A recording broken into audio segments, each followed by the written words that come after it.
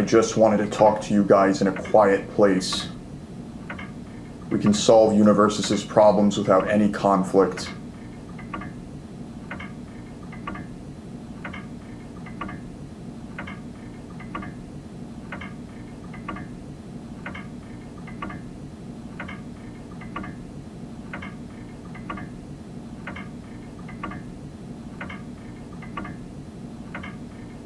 I am free, Armin. Whatever I do, whatever deck I build, I do all of it of my own free will. I hid myself in Massachusetts and spoke with the MGLA, player to player. I learned a lot then. They know more than Final Round does. Armin Arlette, Power of the Colossus, is the shift character who gives stats on face. Isn't that right? Is that your power, or is it Berthold's?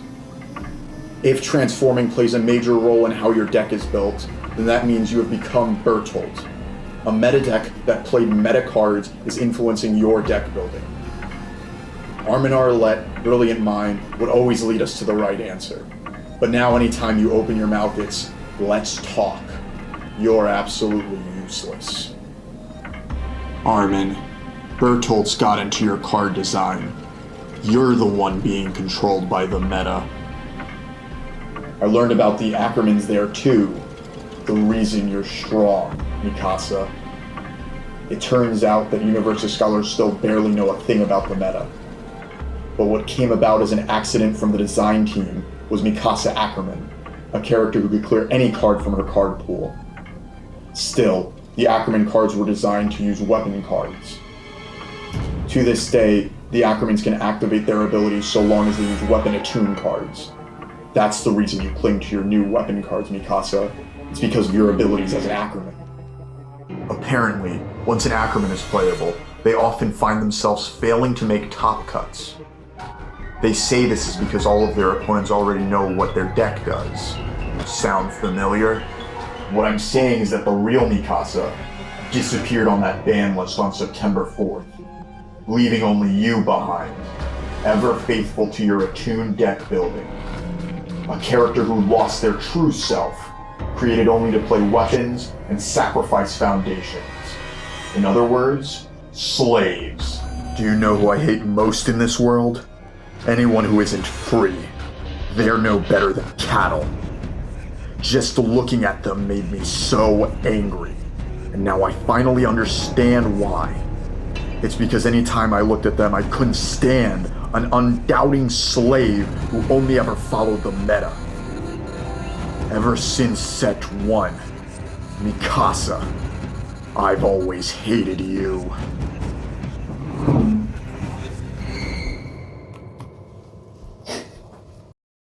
Hello everybody, my name is Constantine, Pringlesman123 on the Discords, and today the MGLA was fortunate enough to receive some goodies from UVSGames. So as you can see in front of me, I have a really cool Hizru's Hope playmat. But I think the more important thing about this video is that I have 3 packs of the upcoming Universus set, Attack on Titan Apocalypse. And I am super stoked to be the one to be able to open these, and we're just going to dive right into it. And before I defile the pack, I just want to show off the foiling on the packs. I opened the package from UVSGames, and I was like, whoa, this thing looks really cool. It's got this kind of nice foil to it. I think that's really awesome. It makes it better eye candy when you crack these things open. So I'm just going to use a scissor. It does have the pull tab over here, but I just want to use a scissor to make it nice and clean. So now I am going to open these packs with a different method than they come in the pack. I'm going to take the back 3 cards of the pack. Let's see. Okay. I'm going to take the back 3 cards of the pack and move them to the front because I believe that should be the 3 uncommons. And then we'll save the foil for last. And if I fucked it up, well, we will fix it on the next pack, so that's okay. And so, let's see, our first card is Undercover Infiltration. This is a part of the cycle, I believe.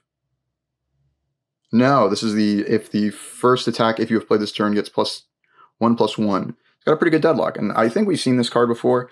At the point of recording this, I'm not sure exactly how many of the new cards we've seen, but, you know, it's always cool to see the uncommons. They're usually the more powerful cards of the set, like Alliance with Hizuru. I have to give more thought to the set. I've yet to start deck building with it, but yeah, we got some really cool stuff here. Revelatory Speech to give us some extra health gain. And now we're getting to the commons. You know, not as exciting, but still some pretty cool ones. And something I really like about the just the set so far is that I feel like the power level has been pretty high, and that makes for some really exciting cards and decks. And I'm really hoping to pull some with the foils we'll see in this pack, because it is a guaranteed foil in every pack. Titanic Hook is sick. It's a punch. All right, cool. We got another Ackerman character, Levi Ackerman Vengeance Driven. And now on to the big reveal. Our foil is Willie Tibber. Awesome. This is one of the really cool backup cards that are in the set. I believe it lets you build more foundations. Nice foiling on that. Let's move this stuff over here. Keep our cool foils up here. And we're on to the next pack. Something I want to say too with just moving the uncommons to the front is that in previous Attack on Titan sets, the uncommons have been pretty pivotal to standard play. So think of stuff like the Siege and Desperate Plea and Soup as just some of the really cool uncommons we've been able to play with. So I'm always excited to see those. And once again, we'll do our 3 moving. Picked up 2 at that point. All right. Oh, this is an awesome one, I believe. Yes, this is the Action Cancel.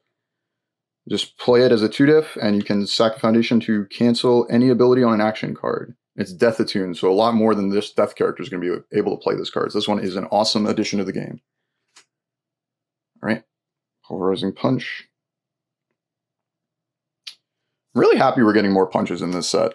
I want to play some more of that stuff for My Hero. It's going to be awesome. And we got a second copy of Revelatory Speech, so maybe I'll make a deck with that. And back to the commons again.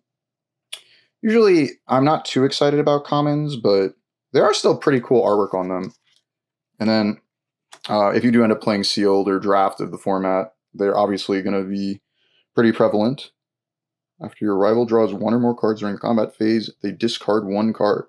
Huh. I feel like this is one we haven't seen before. Yeah, I mean, an outwit card that just taxes their hand, that's pretty awesome. And let's see. Destructive March. I think we hadn't seen this one either. It's pretty cool forward check attack.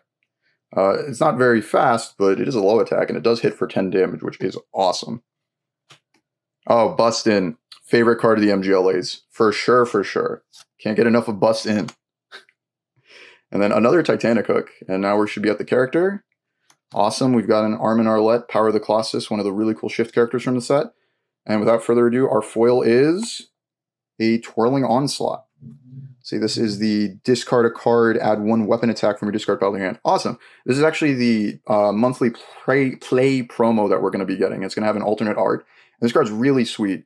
I'm sure everyone is familiar with some very good weapon cards like Walk the Dog or Sweeping Daggers, and so using this to pick those up is going to be awesome. All right, and then the final pack. This one has the Chrome in it. I'm sure of it. They've told me that ahead of time, that I will be getting one of the serialized Chrome Rares from this set, featuring original art from the artist of Attack on Titan. Now, obviously, that is what's going to happen because this is scripted and planned.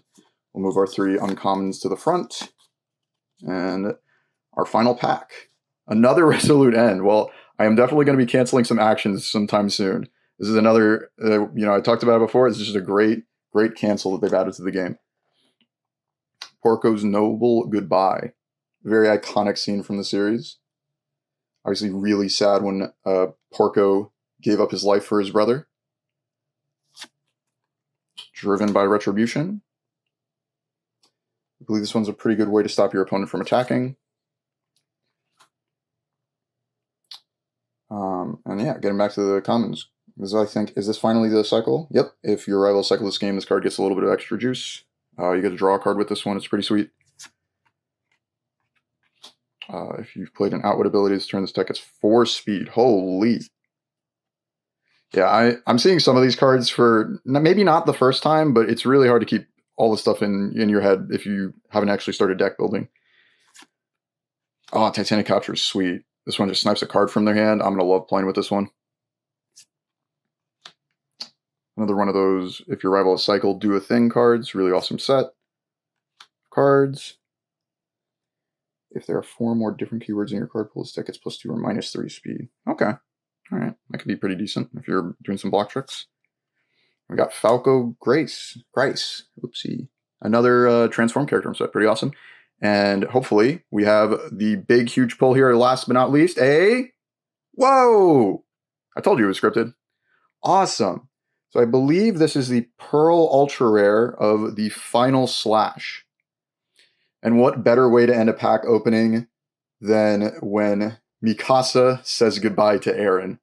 Holy, this looks awesome. All right, well, this was a ton of fun and maybe a bit chef's kiss that I got the Final Slash as my super cool card in these 3 packs. It was a ton of fun to do. If any of you guys want packs of Attack on Titan Apocalypse a little early, you can go to play.uvsgames.com and find a store near you that is running a pre-release for the set. And that way, on, I believe, May 8th to May 11th, you'll be able to get cards early. And honestly, it's just a ton of fun playing in it. Sealed events are always fun. You get to do some wacky stuff in the cards, and you just get some really cool stuff like these Pearl Rares. Make sure to comment your favorite card from the upcoming set, like and subscribe to the video, and that'll be all for today. Have a good one.